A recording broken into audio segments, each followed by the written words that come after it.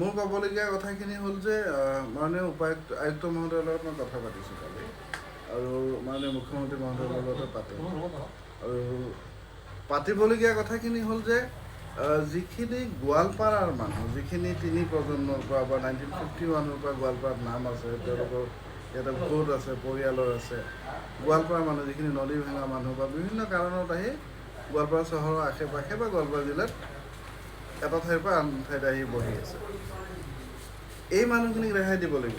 RF ঘোষণা কৰাৰ পিছত এই মানুহখিনি ক'ত যাব? গতিকে এই মানুহখিনিক ক'ৰবাত নহয় ক'ৰবাত চৰকাৰে সংস্থাপন দিব লাগিব। লগতে গোৱালপাৰা চহৰৰ 19 নম্বৰৰ প্ৰায় এক বৃহৎ অংশ এই আৰএফত পৰি গৈছে, গতিকে সেই আৰএফটোকো মুক্ত কৰিব লাগিব।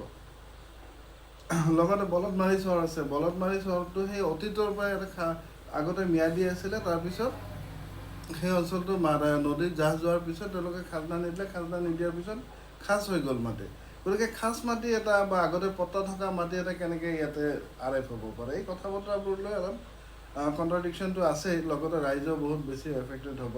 সেইকাৰণে মাননীয় মুখ্যমন্ত্ৰী মহোদয়ক সাক্ষাৎ কৰিম, তাৰ পৰা বিচাৰিম সময় বিচাৰিম যাতে এই মানুহখিনিক অন্ততঃ গোৱালপাৰা জিলাৰ মানুহখিনিক ৰেহাই দিয়া হয়। এইখিনিয়ে মোৰ কথা। আৰু কিছুমান তিনি পুৰুষ ধৰিও আছে। তিনি পুৰুষ মানে 1951-ৰ পৰা যদি আপুনি ধৰে তেনেহ'লে তিনি পুৰুষ চাৰি পুৰুষেই হ'ব। আৰু তিনি পুৰুষ নহয়, এতিয়া বলদমাৰী চহৰত কিমান 150-200 বছৰীয়া পুৰণা ইতিহাস আছে ইয়াতে বলদমাৰী চহৰটো। চহৰ বুলি ক'লে এনেকুৱা নহয় নে যে 5 বছৰ আগত আহি মানুহ আহিছে। বলদমাৰী চহৰত 150-200 বছৰ আগতে তাৰে নথি পত্ৰ আছে। গতিকে এই কথা বতৰাবোৰ চাব লাগিব, মানৱীয় দৃষ্টিটো চাব লাগিব আৰু যিখিনি আমাৰ তথ্য আছে তথ্য ভিত্তিকৈ আলোচনা হ'ব।